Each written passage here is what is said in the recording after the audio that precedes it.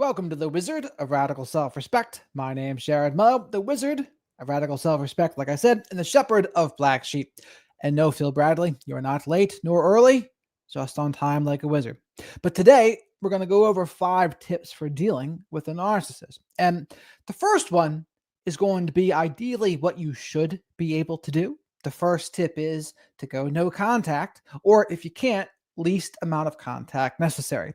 We say this because healthy relationships with narcissists are going to be pretty much impossible for the reasons we are going to go over in the rest of this stream here. But the way to win with a narcissist is to simply not play their game. You don't want to deal with them unless you absolutely have to, because, and even if you get into a good spot, a lot of times what's going to happen is they are still just untrustworthy. You're not going to be emotionally safe with them. And at best, it's going to be an extremely shallow relationship. A lot of times, there's no emotional depth to those relationships. And I'm talking more about family in this case, too. In romantic situations, you should just get out of there unless you can't because of co-parenting or something like that. Then you have to use the rest of the tips I'm going to talk about here. But ideally, you get out of there and you unsubscribe from the narcissist distorted version of reality. You don't want to deal with them any more than you absolutely have to. So that's ideal. If you can go no contact, they're bad enough because they refuse to respect your boundaries, they twist and distort what you say, you get out of there if you can. But this would be a pretty boring video if that was my only suggestion. So there's also 4 more. And there's going to be a bonus one too. Make sure you stay tuned for that. But when you can't go no contact, situations like work, family, co-parenting, and with a narcissist, it is counter-parenting. And sometimes because of finances, people are stuck in family situations as well. So the rest of these tips are going to apply. The second tip for dealing with a narcissist is do not jade, justify, argue, defend, or explain. Whenever people they try to explain themselves to a narcissist, it just doesn't go well. And what happens is the narcissist will twist and distort what you say, and they are committed to misunderstanding you or misinterpreting you. And people really get upset because they want the narcissist to validate their perception of reality. They at least want to get them to understand. But no matter how hard they try or how clearly they try to explain themselves, it just doesn't happen. It just doesn't happen, and people drive themselves crazy trying to get the narcissist to understand. This is why we say do not jade. And this also applies to holding narcissists accountable as well. This is another big one that drives people crazy because they keep on wanting the narcissist to admit what they did wrong, admit it, take accountability, say they're sorry. But so often, the more you want them to do that, the less likely they will do that. And some of it can just be spite for that matter. The more you want them to, the less they want to because they just want to spite you. This is why I always say the way to hold a narcissist accountable is by simply enforcing consequences. Sometimes the consequence is going no contact. Sometimes the consequence is breaking up with them. But whatever it is, consequences are the way. You can't expect them to agree with your perception of reality and admit any wrongdoing of theirs. That is just something that's not going to happen. And this is why you need to accept that it's not going to happen. Very, very, very, very rarely have I ever heard them say, oh, yeah, yes, I'm sorry I did that. I take full accountability. I didn't mean to hurt you like that. That just doesn't happen. That's not reality. This is why I say the way to hold them accountable is by simply enforcing consequences. Don't get sucked into jading with them. Don't get sucked into a circular conversation that's never ending. Because as you try to hold them accountable, what is the narcissist going to do? They're going to blame you. They're going to blame anyone else other than themselves. They might lash out in rage. They might give you a silent treatment. They might start to stonewall. They might deflect. They might use word salad. They might move the goalposts. Anything other than actually admit what they've done. Because since they are hypersensitive to criticism and perceived criticism, they just hate that. They hate trying to be held accountable. And they think they're right anyway. They think, I didn't do anything wrong. And then their impaired empathy also contributes to this as well. But Enforcing consequences is the way. Do not jade. Do not get sucked into their circular conversations and debates. Just don't do it. Do not play their game. The third tip for dealing with a narcissist is gray rock/biff. Gray rock is when you're calm, boring, and you don't give any emotional reactions, and you keep things to logistics only. And what happens with this is you do not share anything more than what is necessary. You act like a gray rock. Why do we say to do this? Because many narcissists, they'll get positive and negative supply from you if they can. They'll get positive supply from positive attention, admiration, and acknowledgement, but they also enjoy provoking people into negative emotional reactions. And the more they can provoke you and the bigger emotional reaction they can get out of you, the more powerful the narcissist will feel. This gives them negative supply. This is why we say to use gray rock. You keep things even keel. You don't get sucked into their emotional engagements, and you keep it to the logistics. Say the co-parenting example. Okay, what time will you pick up the kids? Okay, I'll pick up the kids at this time. What activity are they going to do? You keep it very simple. You keep it to the kids, and you don't share anything about your personal life in those cases, because anything you say can and will be used against you. It's kind of like the reverse Miranda rights that you would get when you're under arrest. That's how it is with a narcissist. Anything you say can and will be used against you or thrown in your face later. The same applies to any gifts or favors the narcissist does for you too. They keep score of those things. And if they do one thing for you, they're going to expect at least an equal amount back, if not more. So that's why I say don't accept the favors, don't accept the gifts. It just doesn't end well. The other thing besides gray rock is BIFF. That stands for brief, informative, friendly, and firm. You keep things brief because why do you even want to spend too much time talking to them anyway? You keep it to the information that you have to share. When are you going to pick up the kids, etc. Keep it brief, keep it informative. Then friendly. What does that mean? But that means the way you would speak to someone at a checkout counter in line, or maybe a server in a restaurant even. You're friendly because if you're too stern, the narcissist might try to flip that on you too. They'll exaggerate your emotional state and say, oh, you're so angry. That happens all the time too. You're assertive and they'll try to tell you how angry you are. It's just a way to try to gas you up a little bit. But you keep it friendly, but then also firm, because especially when it comes to work or your kids, there are times when you're going to have to put your foot down. There are times when you're going to have to say no. And that's where the firm part comes in. You can't just be a pushover, because when it comes to your work, that's your livelihood. When it comes to your kids, you love your kids. So you want to make sure that you'll be brief, informative, friendly, and firm.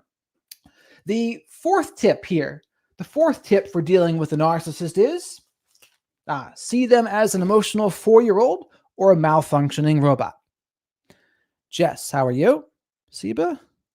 Too close to the screen? Nah. The same distance away from the screen every time. I'm glad that I look AI, though, for that matter.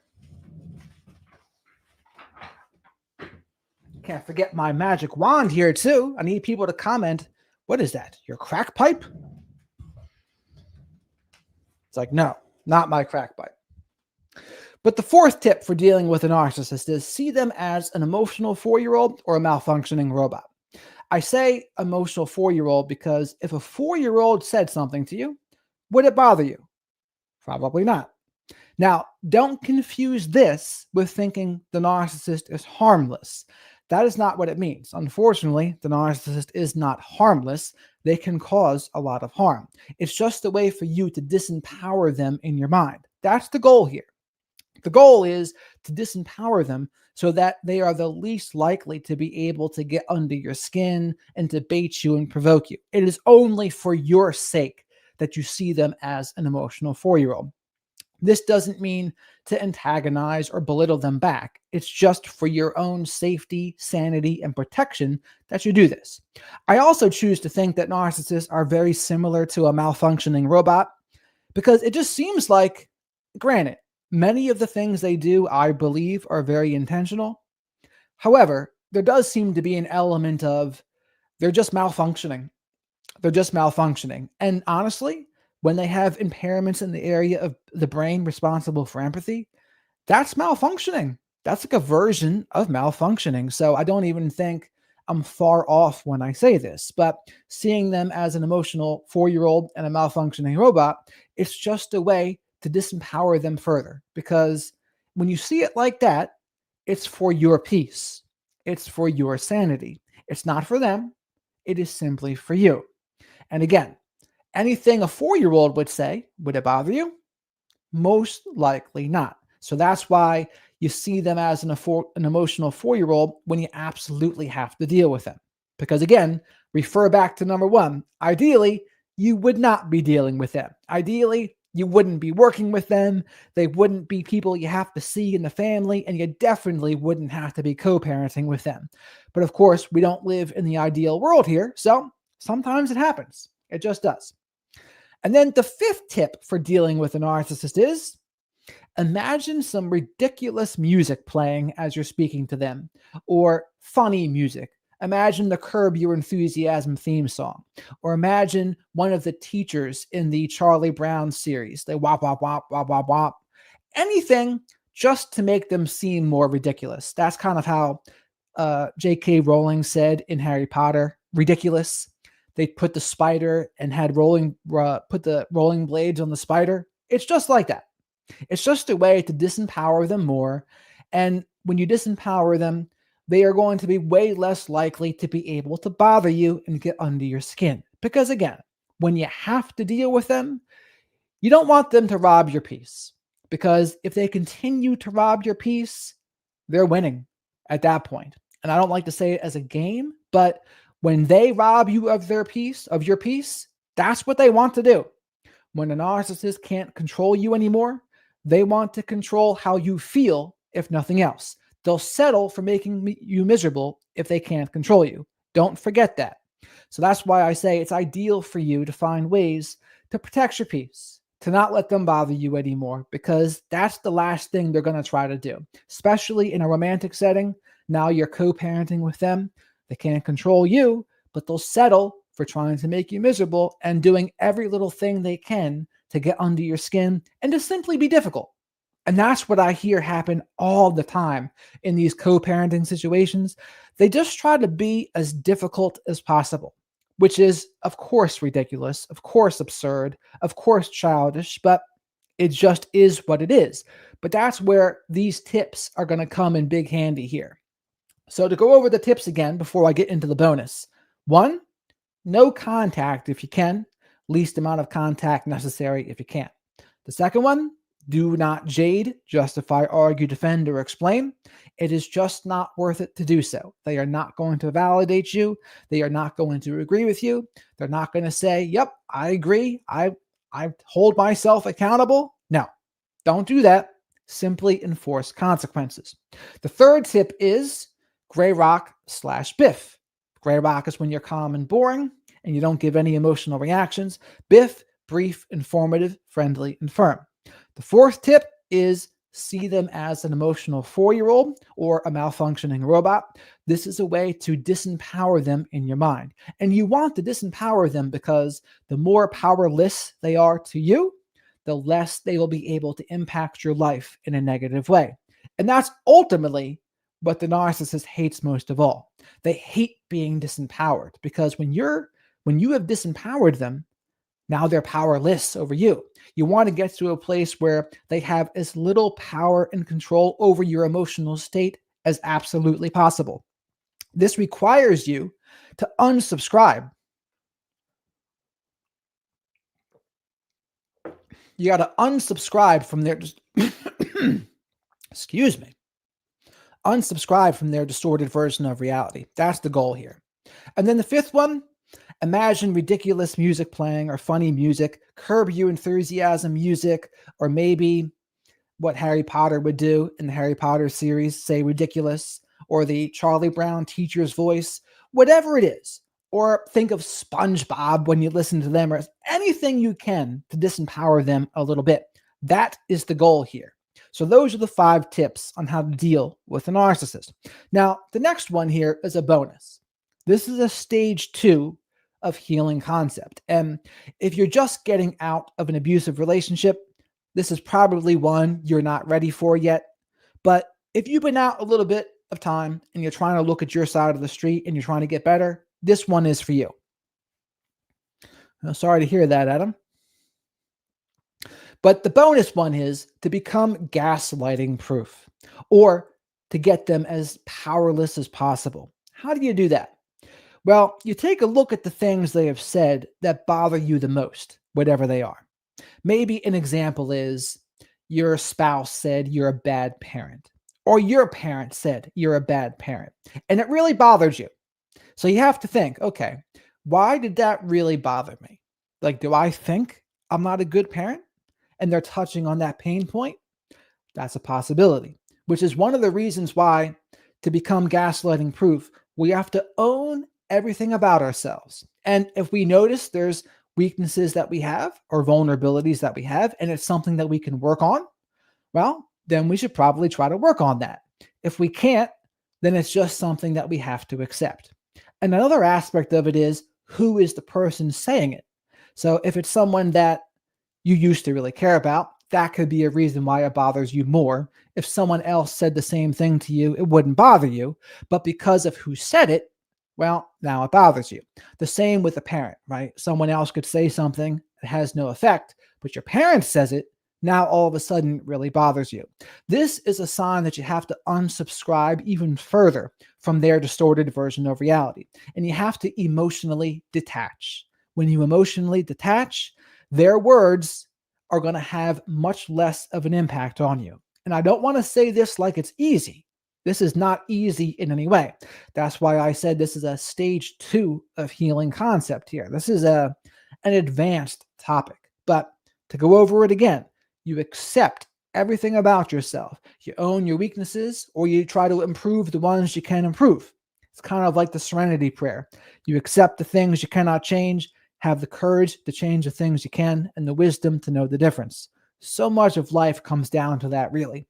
But say for another example, they said you were a bad parent, and maybe there is something that you think, well, I could be a better parent in this way. Well, then you work on that thing, whatever it is. Or maybe someone says to you that, oh, you're lazy or something like that, and that really bothers you. And it's like, well, do you deep down think you're lazy? If so, it's like, well, either own that part of yourself or improve it, one or the other.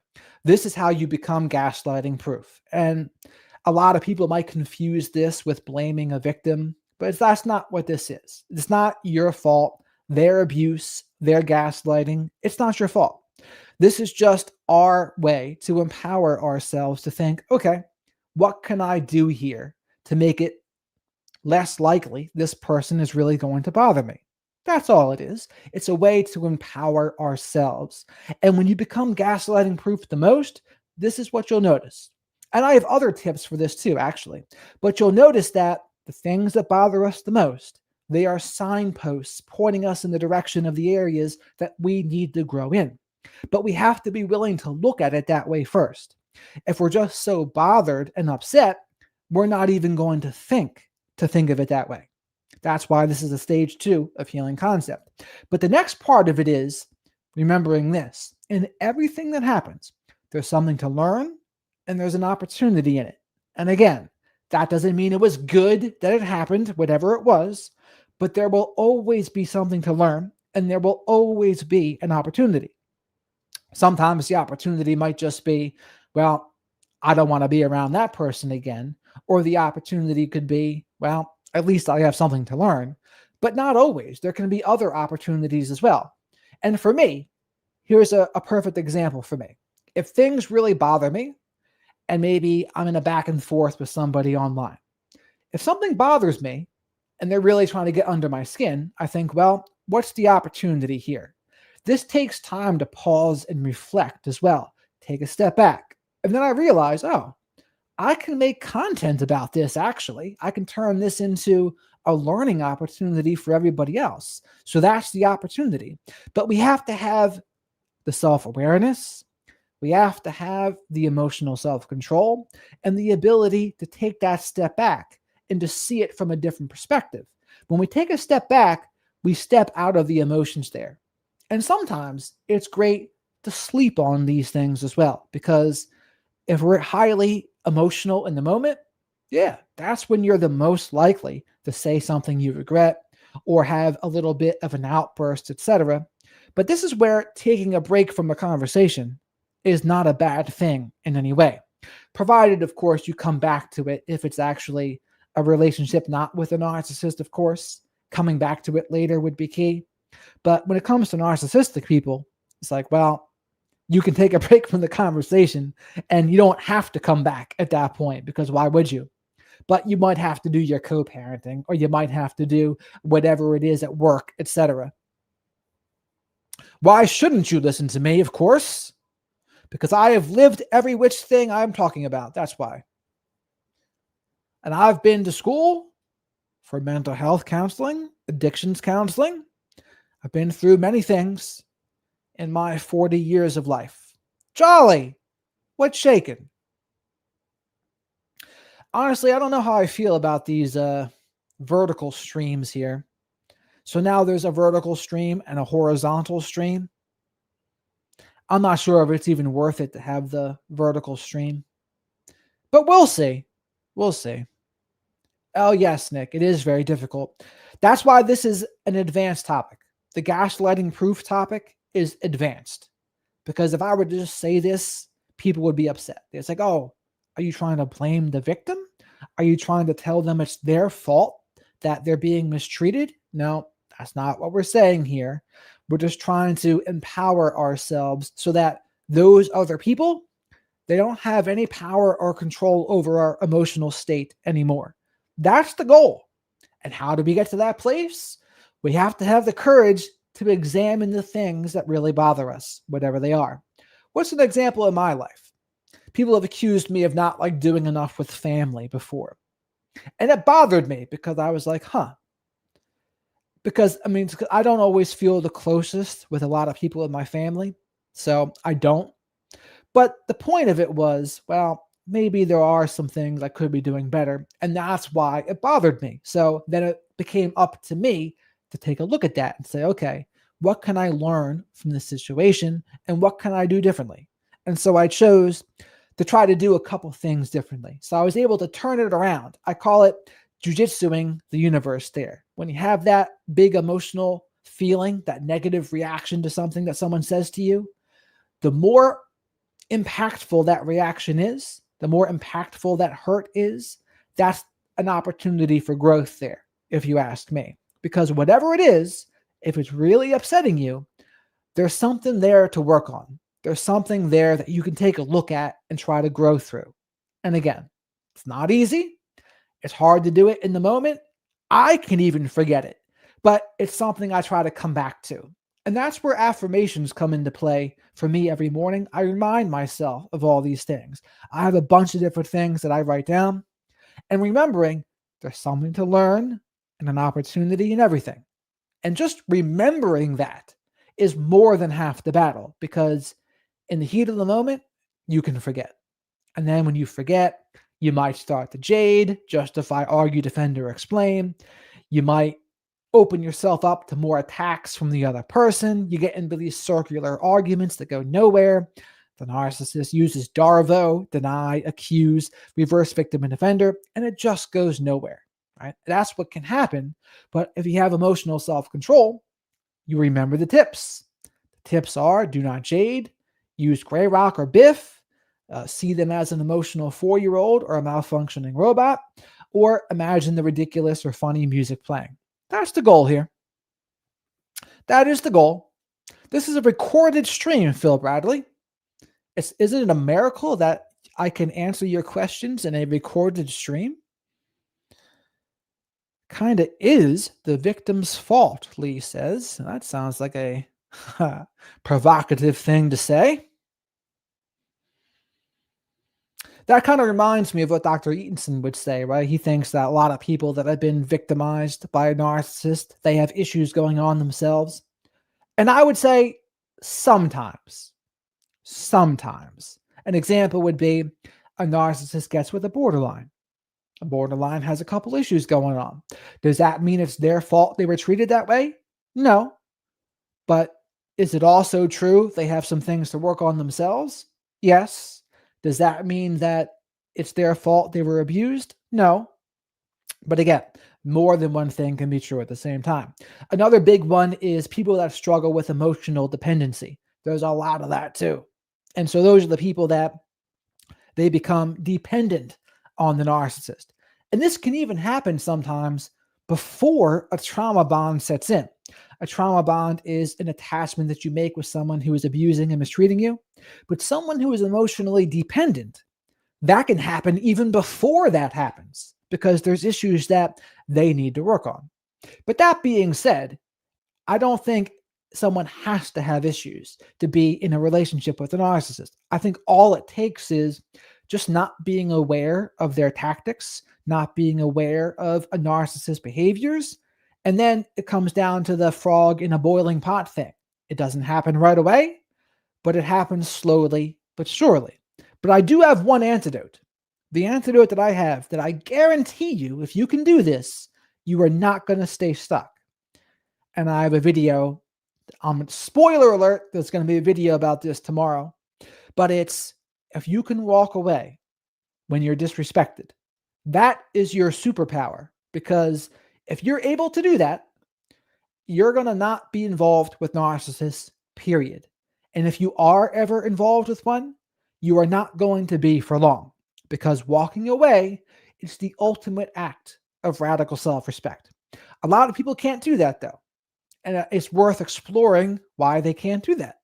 They can't do it because sometimes they have a fear of abandonment. They don't want to be alone. And they think, if I walk away, then this person's going to hate me or they're going to leave me. But that's a bad way to think, right? We have to put radical self-respect over everything. And when you do that, it's okay if people don't like you. It's okay if people get angry. That's going to happen. There are people that are going to get angry when we do what is best for us, especially if we're not used to doing that. If they are not used to doing that, or excuse me, if they are not used to us doing that, they might not like it at all if you decide to like put your foot down, etc. And I've seen other people say, oh, you got to give people time to adjust to the new you. And I would say sometimes, but if the abuse and disrespect simply continues, you are under no obligation to give them any chances. So it's like, no, like get the hell out of here with that. Not at all. Not at all. Curious one. What's shaken? Good evening, Jared and everyone. Sorry about the bad faith trolls here tonight. There's no reason for you to apologize, curious one. Maybe they could learn something to pause and think about, or pause and think about.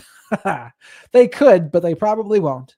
I think it's only because I have this stupid vertical stream. I might not do that anymore, just to keep it a friendlier environment. How about that?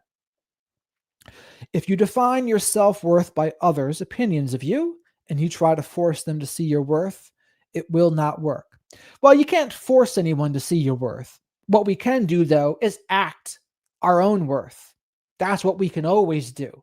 So if we have a high sense of self-worth, we know our value, and we practice radical self-respect. If we truly do, our actions are going to show it. Full stop. Bottom line. And this is true for everybody, right? I say this, people's actions are the best indicator of how they really think and feel. That goes for others, and it goes for us too, how we see ourselves. Like we can say we have a good sense of self-worth, but our actions, they're going to prove it, honestly. So no matter what we say, our actions will speak the loudest of all, as our good buddy Ralph Waldo Emerson said. I'm not getting all the comments, just letting you know. Probably because I see all of them. And if you're not part of the other stream, because I'm not sure why YouTube does this or StreamYard, but there's two streams. There's two streams, one vertical, one horizontal. I don't really know the benefit, honestly. We'll see. We'll see. But where else was I there? Oh, yes, radical self respect, learning to walk away. What's another thing that happens? Why don't people walk away? One's the fear of abandonment. What's another? Well, maybe they'll start to dear, defend, excuse, explain, rationalize, and they'll make excuses for the other person's behavior. Why might they make excuses? Well, one reason's because maybe they had a narcissistic parent and it reminds them of that situation. Oh, this is how I saw my dad treat my mom, or this is how I saw my mom treat my dad. This must be normal. And it's like the video I said the other day, if home wasn't a safe place for you, be very careful with people who feel like home as an adult. Very true. So watch out for the deering as well. Or some people might get addicted to how other people make them feel about themselves. These are usually the people that are not happy and single. They become a little more susceptible and vulnerable to love bombing, for example. And that's another big one, right? If you are lonely and you're not really feeling too good about yourself, and then a narcissistic person comes around and starts to love bomb you, and all of a sudden it makes you feel great. But the problem with that is if someone had the power to make you feel great like that, like night and day great, they also have the power to make you feel miserable too. How do they have that power? Well, they can go away, they can devalue you, they might break up with you or discard you. Those are all things that happen as well. Ellie, welcome to the chat here. We went over 5 tips for dealing with a narcissist. And the 5 tips were, to reiterate them again, no contact is number 1. So ideally, you'll go no contact, or least amount of contact necessary. The second one is do not jade, justify, argue, defend, or explain. A lot of people try to hold narcissists accountable, all wrong, if you ask me, because they want the narcissist to admit what they did. And that's just not going to happen 99 times out of 100. All you can do is enforce consequences. Or they try to get the narcissist to see it their way and agree with their perception of reality. That's another mistake, because what the narcissist is going to do, they're going to twist and distort what you say. They are committed to misunderstanding you. That's why you don't jade. Third one, practice gray rock or BIF. BIF is brief, informative, friendly, and firm. Gray rock is when you're calm, boring, and you don't give any emotional reactions. Keep things to logistics only. This is for when you're maybe at work with somebody or co-parenting with a narcissist, which is really just counter-parenting, or in a family situation where you have to see somebody. And what's an example of that?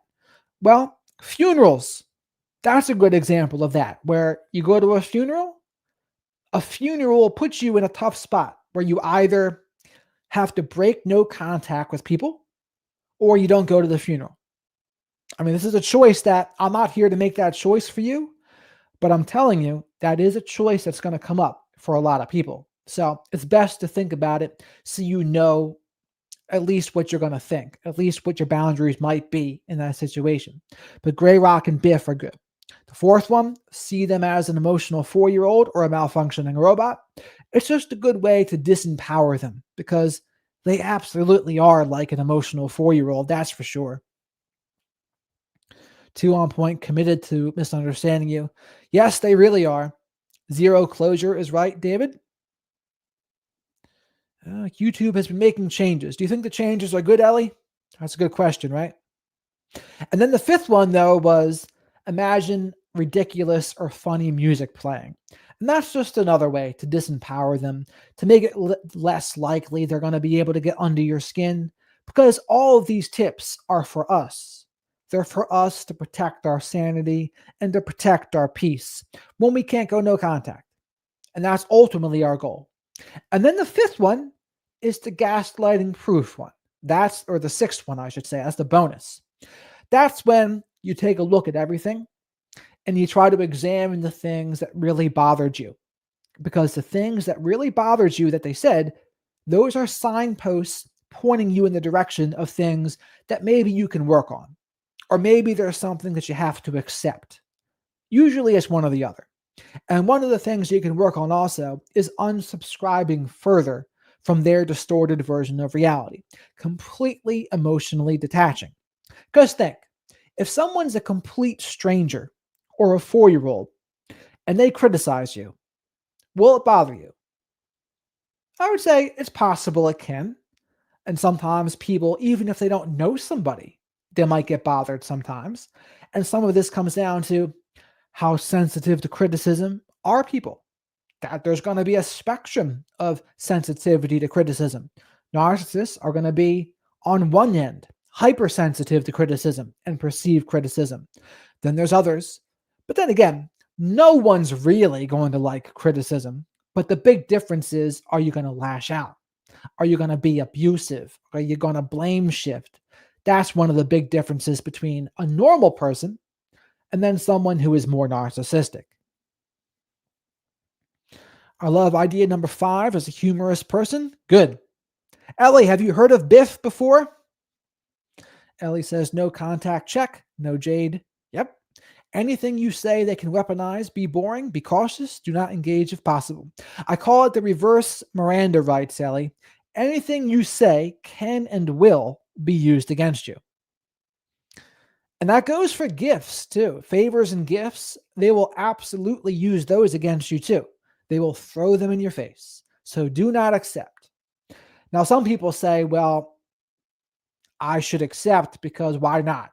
They're going to give me grief if I don't accept, so I should just accept. My thinking with that is, well, I would rather have them give me grief for not accepting than accepting the gift. That's just me, though. That's not going to be everybody. That's just me. Ellie says, not sure, Jared, if they changes are good.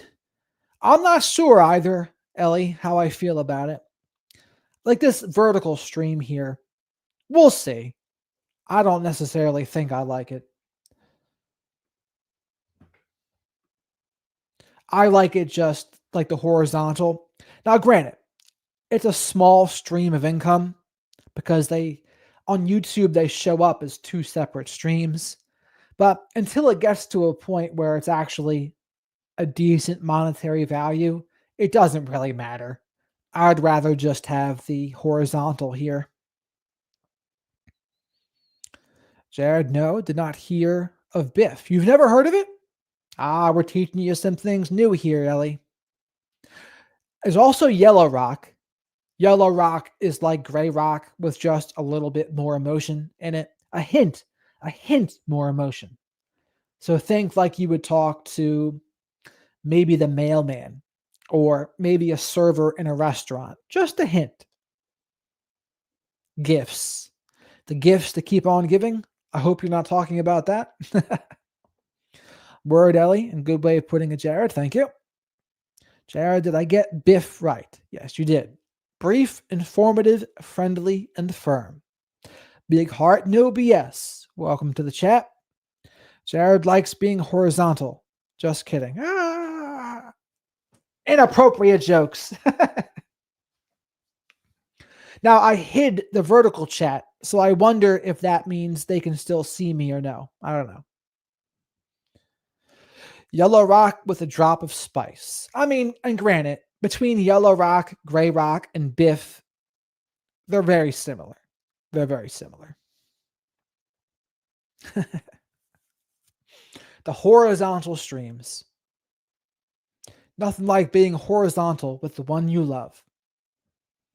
Or as they say in Blues Brothers, sometimes it's hard to be a woman giving all of your love just to one man.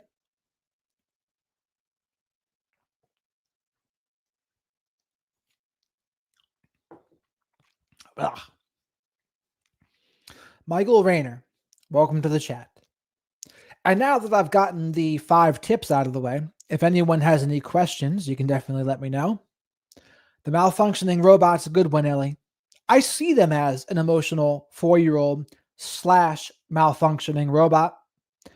And like, if you notice yourself getting into back and forth with them in the comments, and that does happen, like there's plenty of narcissistic people online.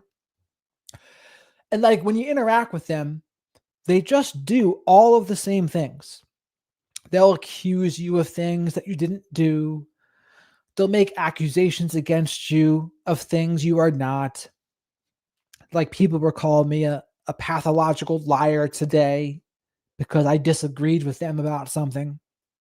But That's just an example of some of the things that they'll do. And to me, I look at it as it's almost like they're a malfunctioning robot and they just can't even help themselves. Now, don't confuse that with them not doing it intentionally. They are. But I also think it seems like they just can't help themselves too. Like they're doing it purposely, but it's like they can't help themselves but to do it purposefully. But what does that mean for us? It means for us, we got to watch our ass, is what we have to do. We have to go no contact if possible and then do these tools. That's what it means for us. I genuinely wonder if some people with those traits got bullied as kids. Charlie Kirk seemed a little sus on that front. What do you mean? Charlie Kirk was narcissistic himself? Or he's the one that was bullied? Or maybe a little bit of both? I mean, Charlie Kirk, he was a bit of a debate pro. He would have the same debates over and over on those college campuses, but he's doing his job. Like his job was to recruit people, younger people, to the conservative side. So what do? They talk about those popular woke topics. That's what they do. And as far as being genuine is concerned, I think Charlie Kirk seems more genuine than Erica Kirk. I'll say that. Not that doesn't mean I agree with everything Charlie Kirk has said, but I do think he's more genuine. He believes what he says, I think, more so than it appears Erica Kirk does. An extraordinary or extraordinary, how do you say that word? Are extraordinarily immature. I do tactical rock.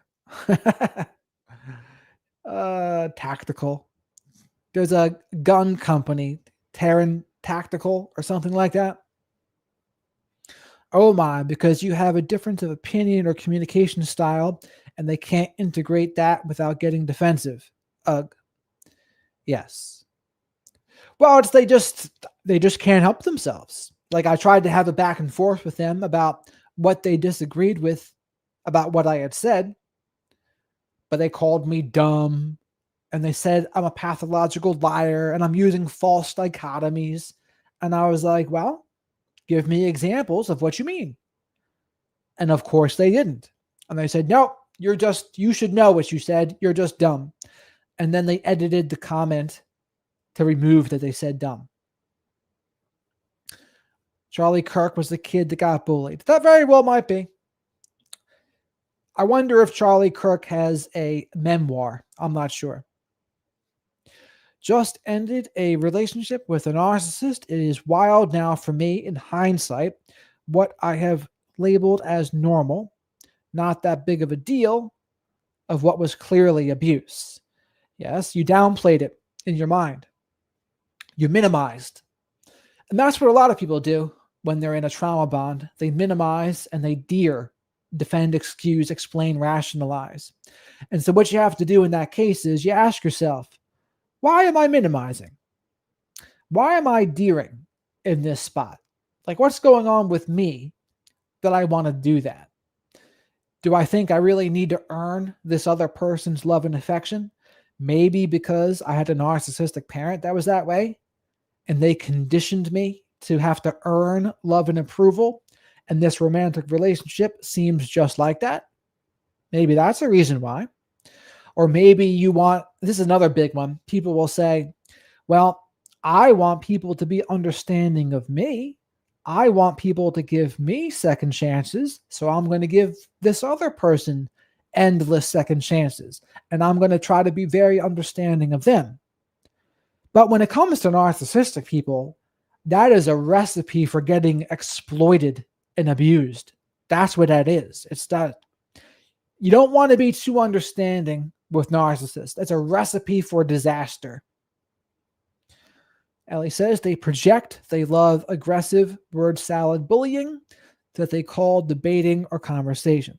And that's the thing, right, Ellie? It just seems like a battle. Like you're trying to have a regular conversation with them, and it just turns into a battle. It turns into It just turns into a mountain, gets turned into a molehill. Or excuse me, what's the expression? They make mountains out of molehills. That's what they do. And every little point gets contested, and there's just no agreement on any little thing. It's just a constant twisting, distorting, accusations. It's a very abrasive conversation. It feels like a battle because they are not trying to collaborate with you. They just aren't. They're trying to win, they're trying to be right, and they're trying to get their way. Or maybe they're simply trying to bait and provoke you to get negative supply. But whatever it is, they're not there to work with you. They're not there to be on your team. That's what you have to remember. I love Dr. Ramani's video today about the problems with forgiving narcissists. Yes, they will exploit it. Yes. And you know what? I was almost going to break down Dr. Ramani on Diary of a CEO today. This is from a year ago. But I will say, and maybe I'll do this tomorrow, but there's several things in there I don't really agree with that Dr. Ramani was saying. I mean, Dr. Ramani, she's like somebody that she's helping the people in stage one, like only stage one. Like you just got out of an abusive relationship, watch Dr. Ramani. That's it. And I bet you even Dr. Salerno would have a good amount of disagreement with Dr. Ramani. Michael says, yeah, she took my self-esteem away little by little. They wear it away like sandpaper, they say. Just came here to say thanks for your videos. They help a lot. Well, I'm always happy to help. Jared D, a great name.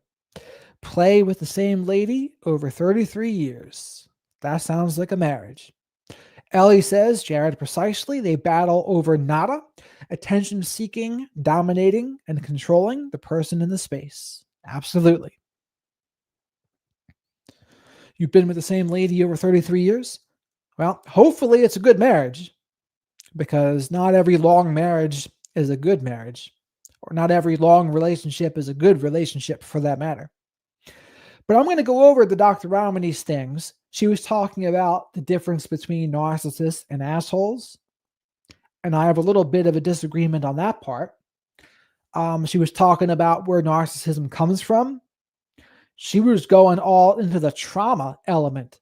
That's what she was talking about. She was talking about the Sam Vaknin method, basically. You were either neglected or abused or spoiled and put on the pedestal and given everything you've ever wanted. That used to be considered, that's how you became a narcissist. One of those two ways, abuse, neglect, or you were put on the pedestal.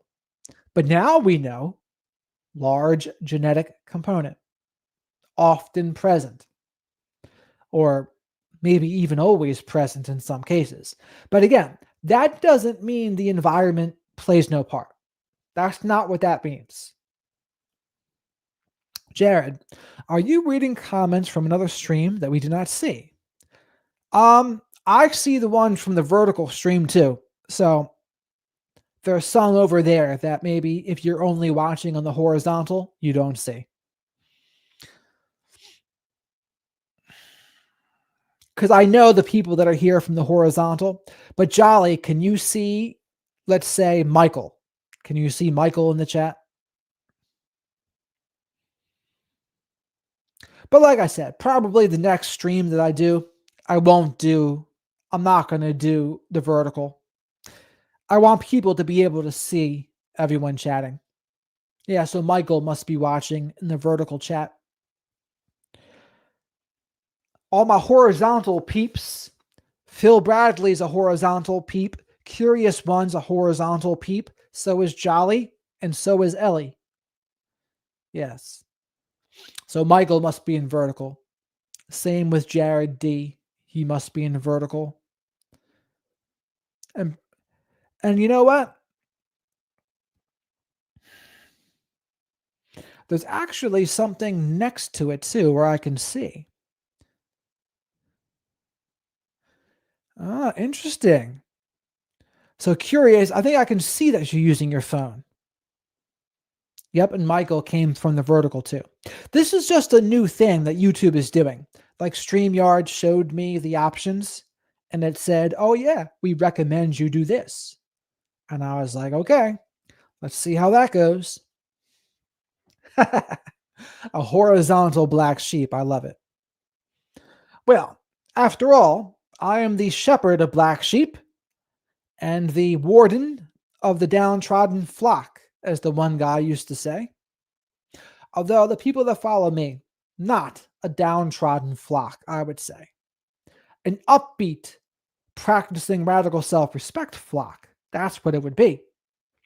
Also, there's announcements here too. Big announcements, everyone. December the 1st, I believe. Let me check to be sure. God dag nabbit. December the 1st, Dr. Carrie McAvoy coming on the show. We're going to talk to her. Thursday, December 4th, it's in pencil, but Josh from Instagram, he's got a good book out. It's about toxic parents called It's Them, Not You. He's interesting in the fact that he's the reason that I know Christian. He interviewed him and it brought Christian to my attention.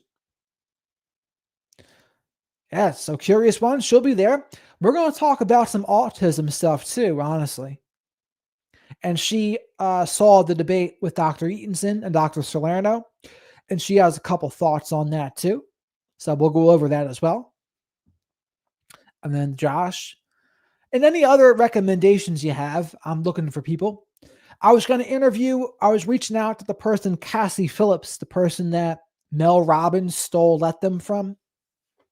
So Cassie wrote the poem first, and then basically Mel Robbins turned it into a book. And I was like, that sounds delicious, Big Earn. You got it, Zagmeyer. Glad you liked them. So those are the two announcements there. Try to get Marcella back on the stream. She's she's so busy, and she gets difficult to pin down. Hey now. Got to get her horizontal, huh?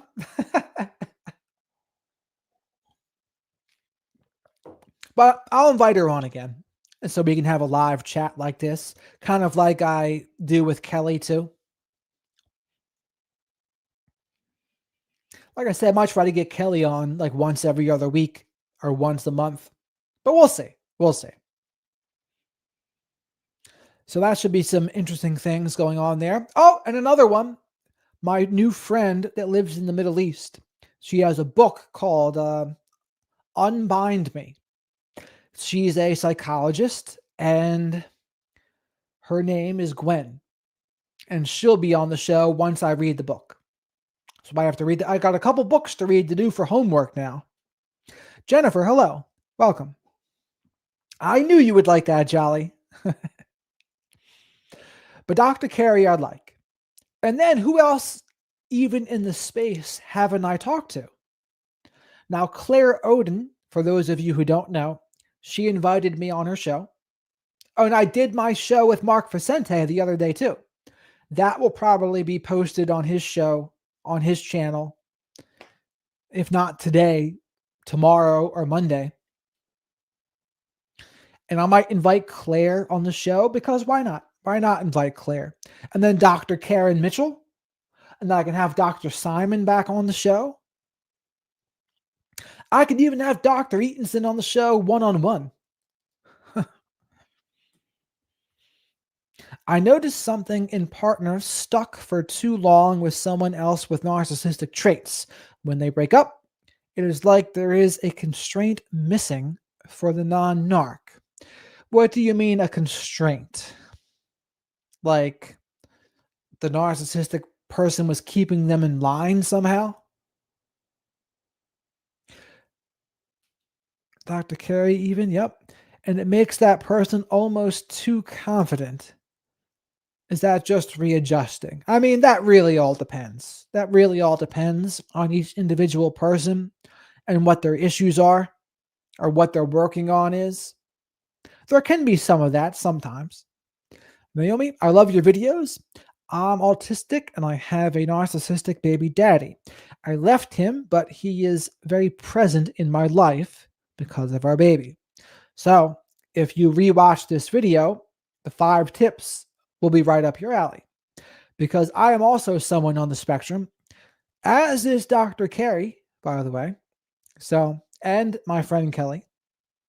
So, I totally relate to that. I do believe there's a lot of autistic people that are narcissist magnets in a way.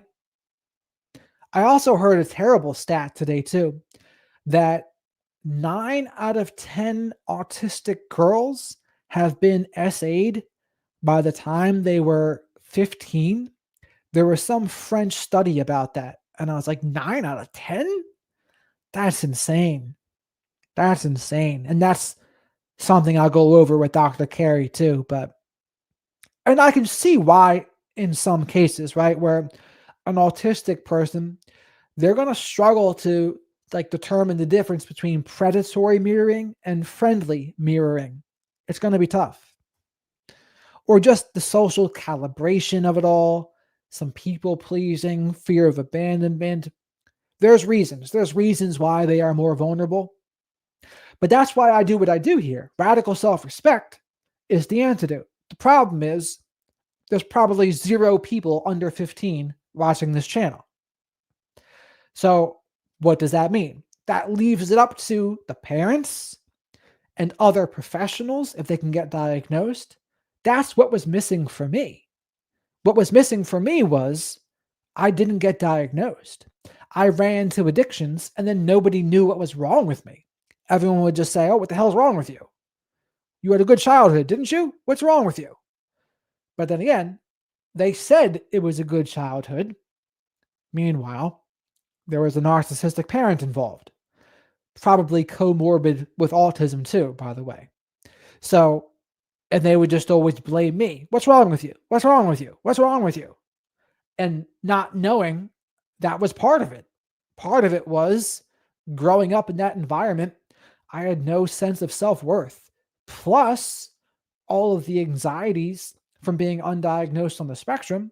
So, of course, I was acting out with all sorts of addictions, alcohol, drugs, etc. Of course, I was. Absolutely. The biggest head you'll ever see, boxing fan. What do you... I'm not sure how you would, Ellie. Maybe exit out of this one and go to that one. Jennifer says, what do you call the person who allows themselves to be under the control of multiple narcissistic people? Multiple. Is it a cult? Is it a family? I mean, a lot of narcissistic families are like cults. But I mean, it could just be somebody that doesn't have a strong sense of their own reality. That could happen.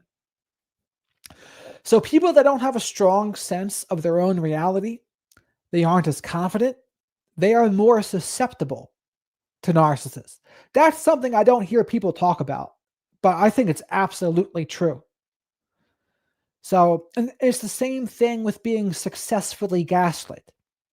There's only one kind of person that can successfully gaslight somebody else. Keyword, successfully. You only do that, and they can only be successful if they have a stronger belief in their own reality than you do. If you admit or you think, well, I'm going to not believe myself and I'm going to trust this other person's belief over my own. That's what's happening when someone's gaslit. It might sound obnoxious to have it like to be like being said it that way, but that's what's going on. Like you are saying to yourself, I'm not correct. This other person, they are more correct than me. Their perception of reality is correct and mine's incorrect. That's being successfully gaslit. And someone who is more confident, they are less likely to be successfully gaslit. I'm not sure, Ellie. If you go to my channel, you might have an option to see both, but I'm not sure. Naomi, welcome. Zagmeyer says, I have a narc mom and narc baby mama. Oh boy. Double trouble. Well, it's probably no coincidence that you have a narc mom and a narc baby mama. That's probably what conditions you to think that was appropriate. Oh, my mother is narcissistic. You got it, Ellie. So that's probably how that went down. So often that's what happens. Someone has a narcissistic parent. And that's part of attachment theory is you seek out the love of the parent you wanted the most love from but didn't get. So that's one of the reasons why a lot of people who had a narcissistic parent, they wind up with a narcissistic romantic partner for that reason. But what's the antidote? Awareness. Awareness is the antidote of that. If you can be aware, that's humongous. What else was I saying?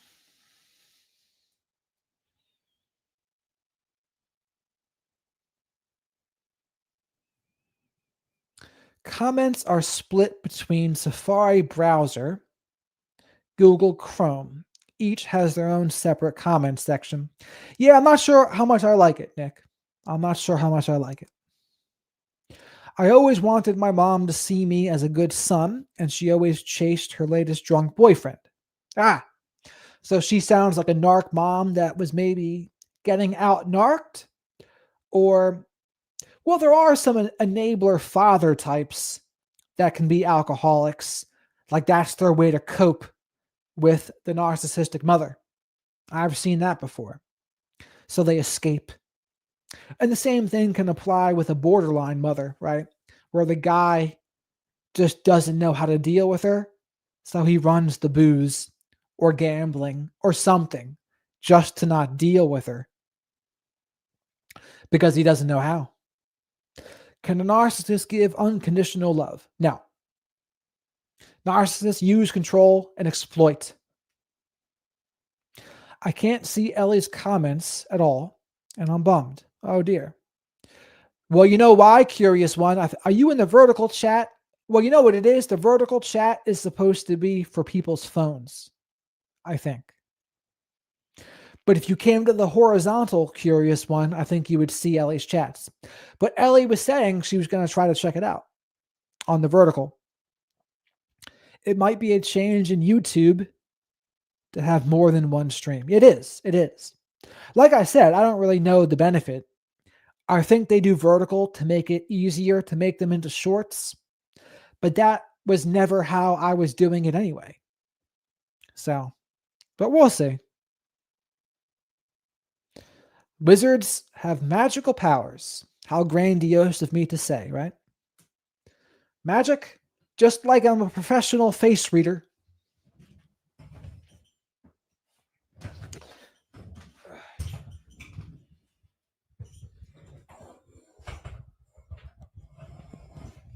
There we are. I'm on my phone and my game console at the same time. Oh no. And which jolly, are you on the horizontal or are you on the vertical?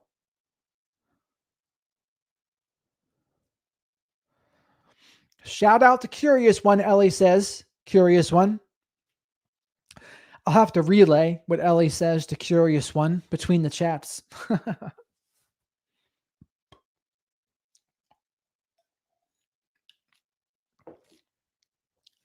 But maybe tomorrow, if you guys want me to, I'll break down a Dr. Romney guest appearance on Diary of a CEO. Or maybe I can just talk again. We'll see.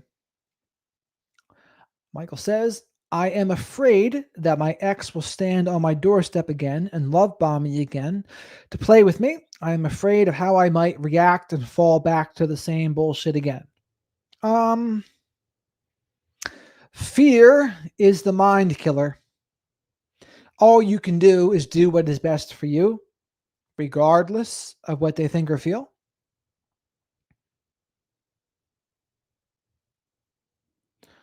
So it's up to you to be assertive, though. It's up to you to be assertive and have boundaries. And what would be the radical self respect way? To me, the radical self respect way is if they've disrespected you, they don't really deserve your time anymore. Well, they hoovered you successfully then. That's what that meant. Of course, Ellie. I like your reaction videos or commentary. Aha. Yeah, so I'll do one for Dr. Romney. Might cause a stir. When I was on Mark Vicente's show, I called out people too. He was asking me about Sadia. I called her out. I couldn't remember exactly what she says in her videos that made me mad, but I talked about other things. Lundy Bancroft, I even called out a little bit. Chris Perry, I called out a little bit. All of them deserved it, by the way. Lundy Bancroft believes that men who say they are abused are really the abuser. I'm like, Lundy Bancroft, what a general freaking thing to say. And he also thinks that women can't abuse men, really, or it's extremely rare. And it's like, what are you talking about, Lundy Bancroft? So I called him out. If you are ever stuck on a decision, think of your life as a movie. What would the audience be shouting at you to do? That is a good tip. My father is probably a narcissist. My sisters both have abusive partners. As soon as I saw how my baby daddy wanted to flip the script and show his narcissist colors, I left him while pregnant. Ooh. Well, I don't blame you for doing that, but that's a tough time to do it when you're pregnant. Maybe even afternoon, Ellie. I'm not sure. We'll have to play it by ear. A black sheep is not a black sheep without kicking up some dust. There you go. I'd never heard that one before.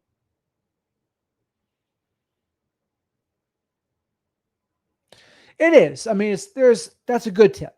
That's a good tip. And what it's doing is a lot of people, it's easier for them to tell someone they care about the right thing to do than it is for them to do the right thing in their own life. So one of the things I'll say to people is, if what you just told me was happening to your best friend or to your son or daughter, what would you say for them to do? And whatever you would say, you should do that in your own life. So it's a workaround to the people that sometimes don't have a good sense of self-worth, I guess, is maybe what's going on in that situation. Or they see themselves as an exception, or they have some sort of reason. There's some reason why they don't. But when I tell them, well, if this was happening to your best friend, what would you say to them? Whatever you would say to them, that's what you should do in your own life.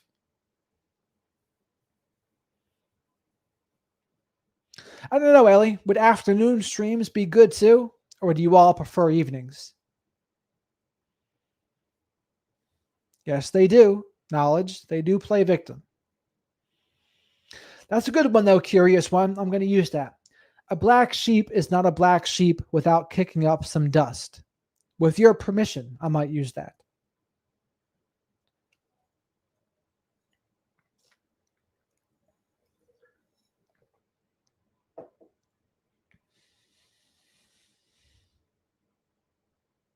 Yeah, I mean, that's when I've been doing them. So,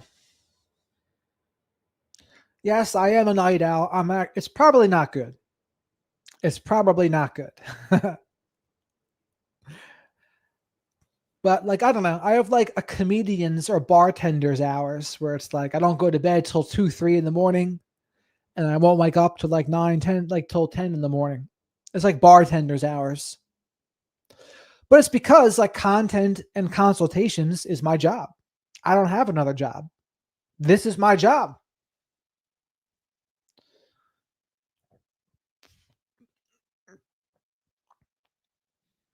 Ellie is in the same time zone as me, I believe. But all right.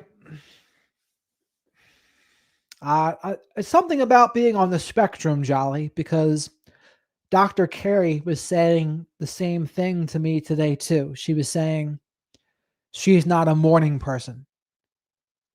And she said, like, afternoon times are best. And I was like, Dr. Carey, you're just like me. Because yours truly is not a morning person either. And that was one of my problems with that interview I did with Dr. Campbell. That was way before a wizard's hours. That was a 9 a.m. interview, my time. That is not good wizard's hours. And so if I was a little more awake, I probably would have given him more pushback on some of the things that he was saying. But I was not feeling awake. Now, granted, this is kind of an excuse, right? That's what that is. I just made an excuse. There should be no excuses. You got to be your best even when you're tired. That's what to strive for. That's what I should be striving for, is that. That could be an explanation, but it's not an excuse. Not an excuse. Yep, it's 11:27 where I am too. I'm a morning person who can't sleep at night due to PTSD. Oh boy. You're the opposite of me then, curious one. Pets like to wake up at 5 a.m. What kind of pets do you have? Do you have chickens, dogs, cats, horses, snakes, tarantulas? I like some tarantulas. I was seeing this dude's channel on YouTube. He catches every wild animal, every bug, I should say. Bees, hornets, spiders. He catches them in his hands, and somehow they don't sting him. Somehow they don't. He puts some of them in his mouth too. It's pretty crazy. I'll have to look up his channel and I'll let you all know.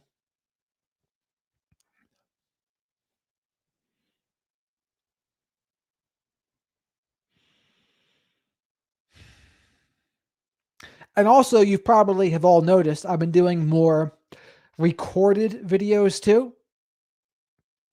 They are the longer recorded videos. They're harder to make, but I think they have a better opportunity to reach more people. I think YouTube likes it when you go live, but generally the live streams, they don't get as much traction as a recorded video does for some reason.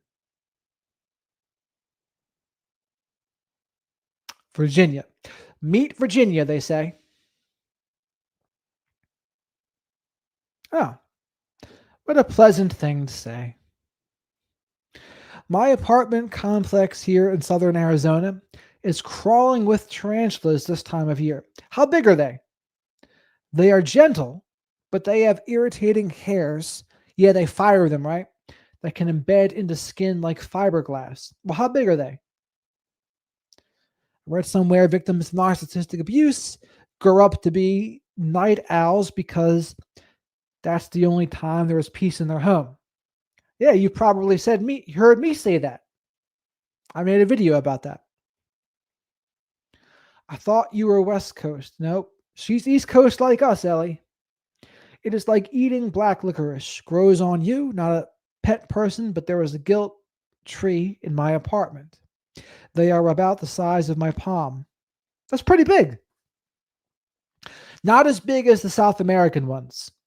The South American ones are humongous. That's correct. Ellie has a good memory.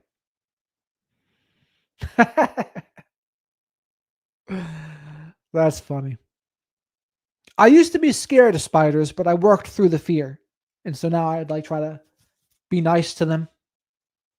I really enjoy all of your videos. You have helped me so much. Keep up your valuable work. You got it, Richard. I got you. Yeah, you probably saw that here too, Thrive. I would say the title of the video was A Tragic Reason You Might Be a Night Owl. Now, I used to do some work in PA, but I'm in New Jersey. When I worked at National Zoo, we had a Chilean rose-haired tarantula the size of a salad plate. Holy mackerel. Where is National Zoo? Chilean rosehair. It's crazy.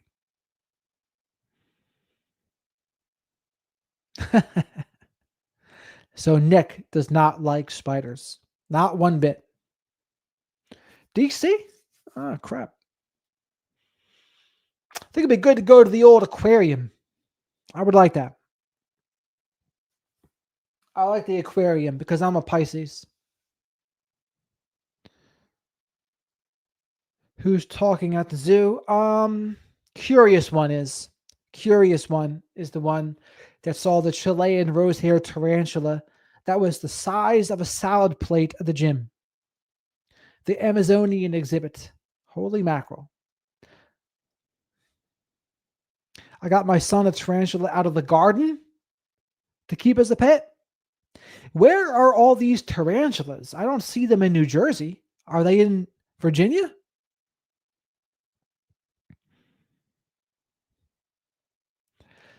The most I see is wolf spiders. There's wolf spiders by me, but I don't think there's tarantulas in New Jersey.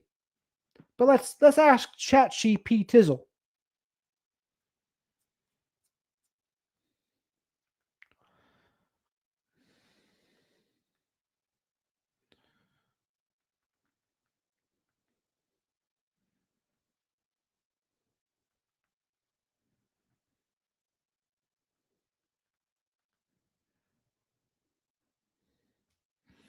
Prince Harry, yeah, not good. Nick says, "Oh, tarantulas can be very friendly if you don't fear them. They won't fear you. I had one for 2 years. His name was Harry. Yeah, I could see that. They do smell it. They do smell fear. Sort of like sharks and dogs smell fear too." Nick says, "I'd be interested in a video how you can tell someone might treat you based on how they treat a pet." Um, there's a fair amount of truth in that. But also keep in mind Tony Soprano. Tony Soprano treated animals better than he would treat people. Same with Hitler, for that matter. Hitler loved his dog Blondie, treated Blondie better than most people.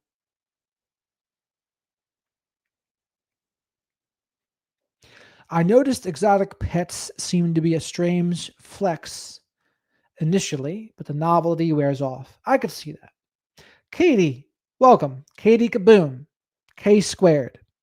Or mistreating dogs seem to be. Yeah, mistreating animals, I think, is the bigger indicator. Not that they're friendly, but mistreating them. I think that's a good one. Even if tarantulas were very cuddly, keep it all the way away from me. Interesting. Great idea. My neighbors are horrible to their pit bull. Yeah, that's a problem. You're mean to an animal like that, they can go screw themselves. Yes, I do. Ellie, you have a very good memory. I have a dog whisperer friend that, speaking of which, I should probably get her on the show. She was going to Europe for like a month, so I kind of forgot about it. But that month is up. It's a whole bunch of nope. Yeah, so if someone mistreats an animal, that's no good. That's no good. That's not what you want. Not one bit. Do not pass go. Do not collect $200.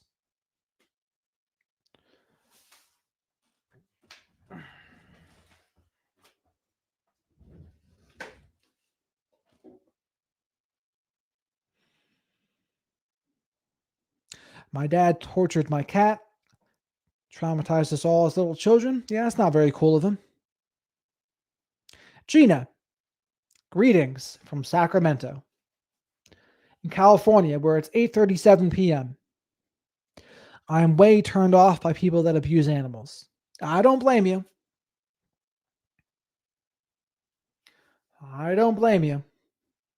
It signifies they're not in a good spot if that's what they're doing.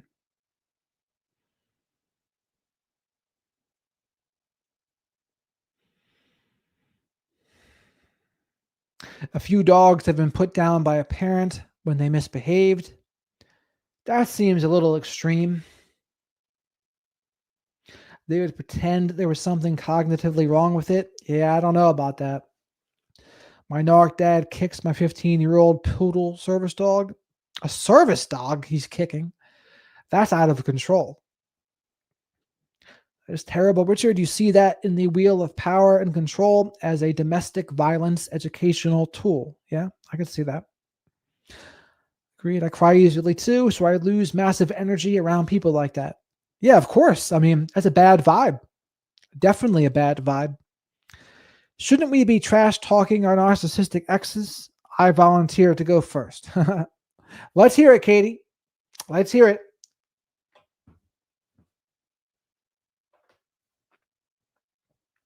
We talk about all sorts of topics here, though. After the first 30 to 45 minutes, I go over the topic that I'm talking about, and then we just talk about whatever for a while.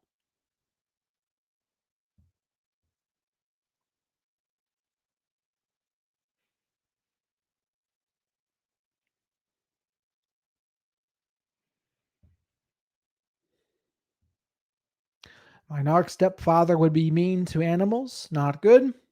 Not good, Jolly.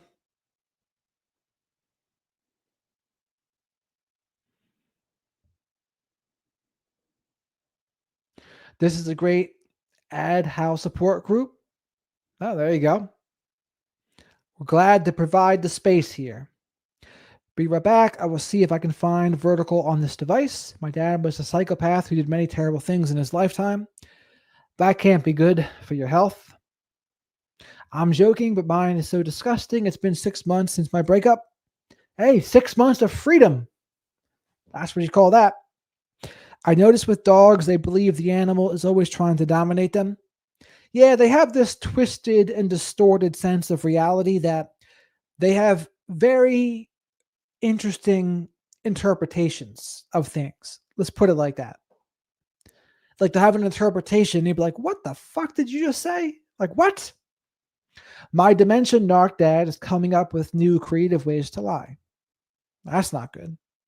Well, because now you'll never know. You don't know what's his dementia and what's his narcissism. Well, they blend. They blend together. I have an older relative. It's the same thing. You just don't know. Like sometimes it's the narcissism. Sometimes it's their just getting old. Not good. Not good. But it's about time to wrap this up here in a minute. I can't tell dementia versus mental illness versus narcissism. Yeah, it's tough, especially when they're older. It's weird because I struggle with it. I struggle with it because it does drive me crazy sometimes. Like when I hear narc talk, like when I hear how they think, it is annoying to me. And I get frustrated with it. Like when I have to be around it, it's annoying. But like on the other hand, it's like, well, if they're so old, I try to remember to have more patience. But it's hard. It's hard. Because like the way they think is just so distorted, and it's all about image. Well, it's all about what I always say. It's all about power, control, managing their image, narcissistic supply, and avoiding accountability. That's what it is. So that makes it make sense, but it doesn't make it any less frustrating sometimes because you're like, oh, like, what are you talking about? You say this, you think this is important. It's like, get a grip, get a grip. I stole something from my narcissistic brother in the heat of the moment because he did something to hurt me on purpose. What do I do now? He's assuming me, but I'm not going to confess to him. Well, that would depend. Well, you can set up a consultation to talk about that. I need to know more about the situation. And I have to care for him on top of it. Yeah, I mean, there's a lot of people in that position, Gina. Like I'm in a similar spot, honestly, where it's a person that's not bad enough to go no contact with, but There's all sorts of learning opportunities because they can drive me crazy. And then you don't know. It's like, are you acting this way because you're old? Are you acting this way because you're insane? Are you acting this way because you're narcissistic? Are you acting this way because you have a distorted sense of reality? Like, what is it? It's hard to know. And does it matter? Because at the end of the day, if they were narcissistic and now they're just old, it doesn't really matter. It would matter if someone wasn't narcissistic before and now they develop dementia. That's a different story. That's different because now you know, okay, they weren't like that before. It's just dementia. You can have a little more sympathy and compassion for that. But when it's the narcissism, it's harder. It's harder to have the compassion for that. I believe it's about dominance and control. Sure. Sure. Narc with dementia be tripping is an understatement.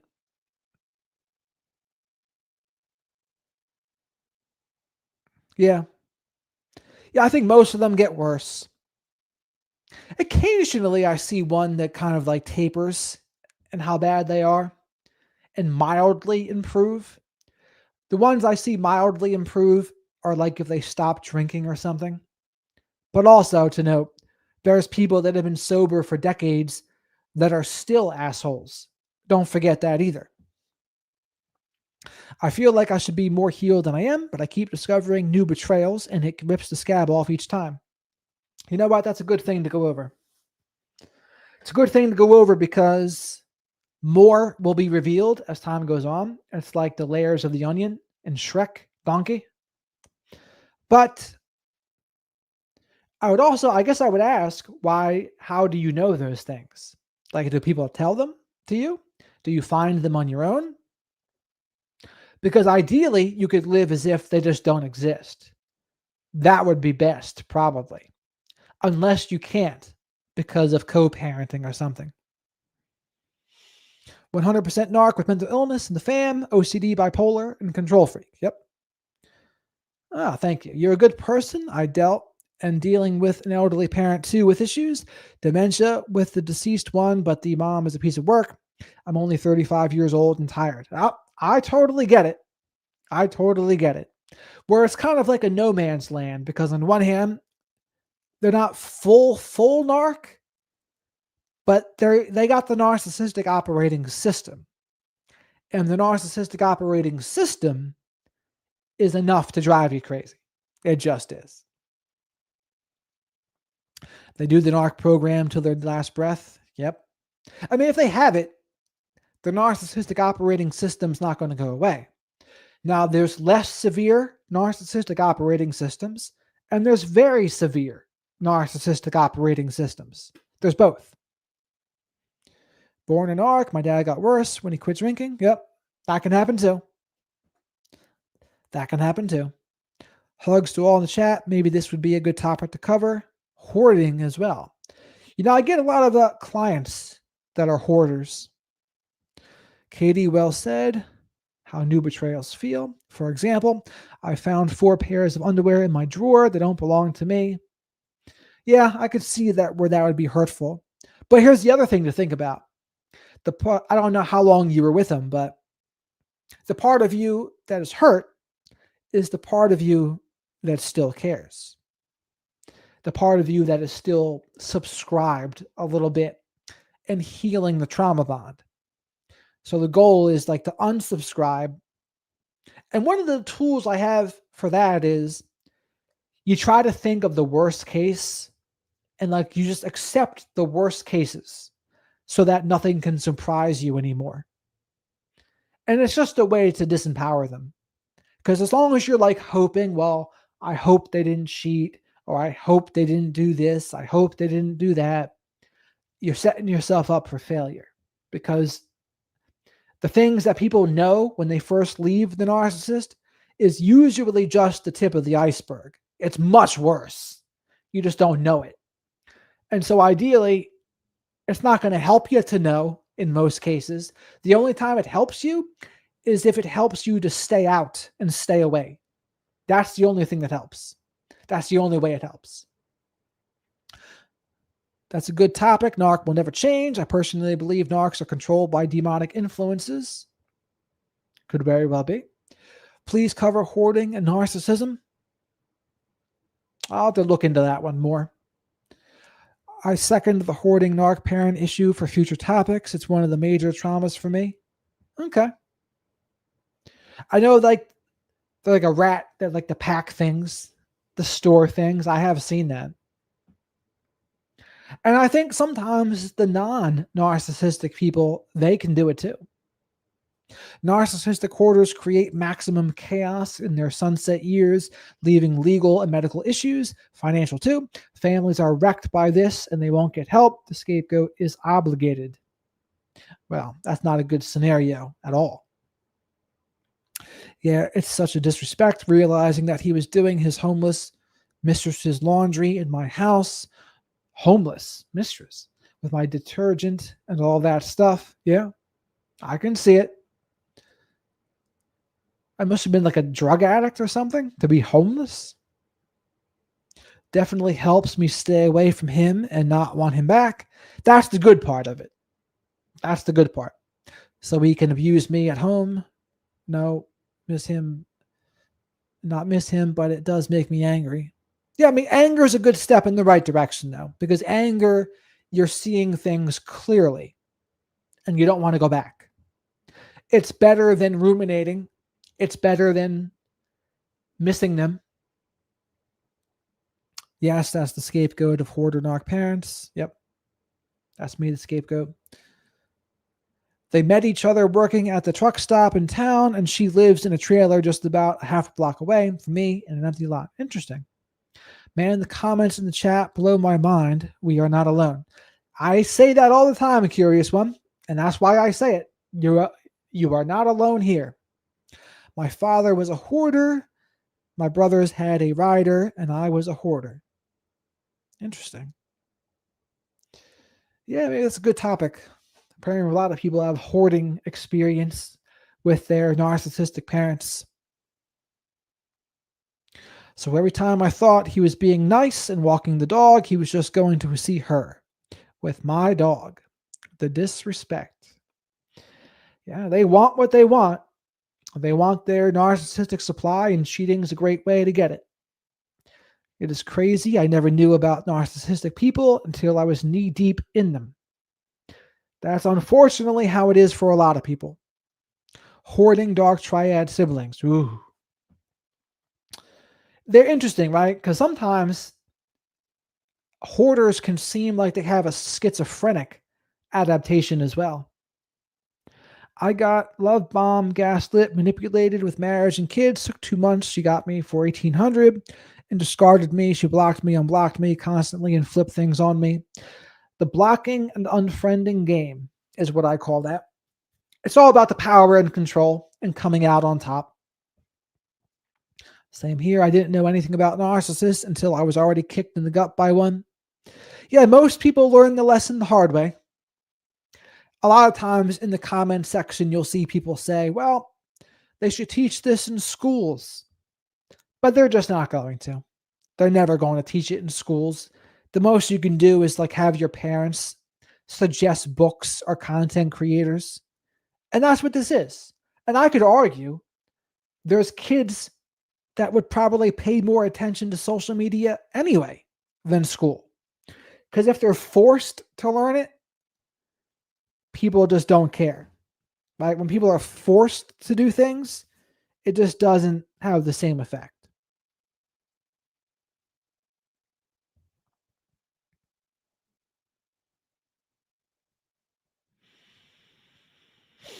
Black belt manipulators is right.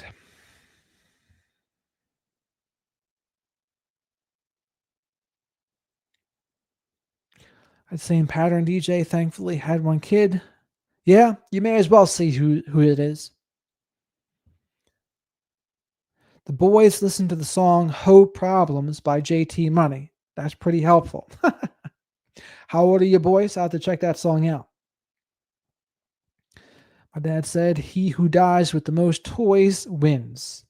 His homes were full of boxes, junk, guns, and toys and stuff. Sounds like a quite cluttered home. Phew.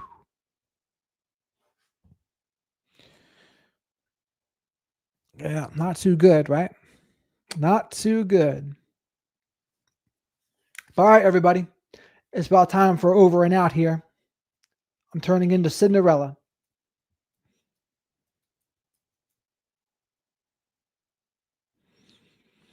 I only have 2 girls. I was recommended that song for all the boys or men that are reading. Oh, okay. I'll have to let people know about that, Katie.